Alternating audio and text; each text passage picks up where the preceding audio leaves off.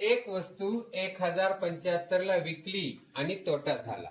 जर ती वस्तू 1675 ला विकली असती तर तोट्याच्या 5 पट नफा झाला तर त्या वस्तूची खरेदी किंमत किती? या गणितामध्ये आपणास 2 वेळेस विक्री दिलेली.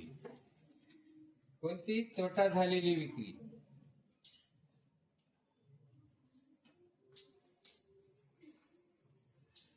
तोटा झालेली विक्री 1055. दुसरी नफा झालेली विक्री.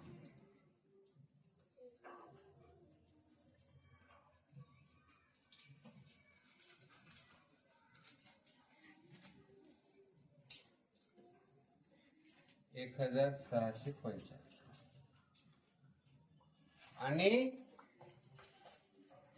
1075 ला विकली तर तोटा होतो आणि तीच वस्तू 1675 ला विकली तर तोट्याच्या 5 पट नफा होतो. अशा गणिताला सोडवण्यासाठी काय करायचं? दोन्ही विक्री किमतीतील फरक काढायचा. दोन्ही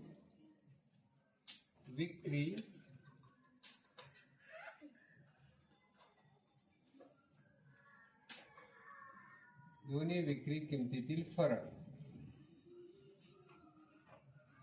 1675 वजा 1075.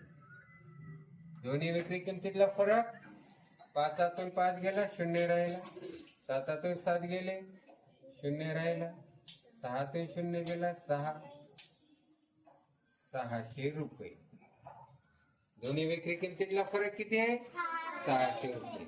मग या फरकाला तो नफा किती झाला?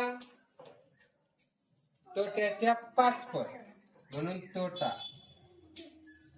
बरोबर 600 भागिले 6.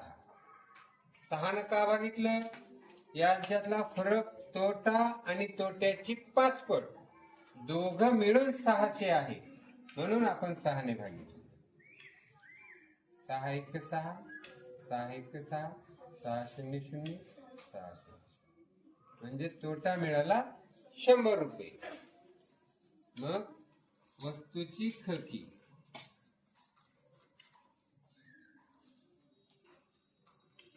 तोटा झालेली विक्रीमध्ये तोटा ऍड केल्यानंतर खरेदी किंमत मिळते. तोटा झालेली विक्री काय आहे? 1075 अधिक तोटा किती झाला? 100 रुपये. 5 7 1 1175 रुपये त्या वस्तूची खरेदी किंमत आहे.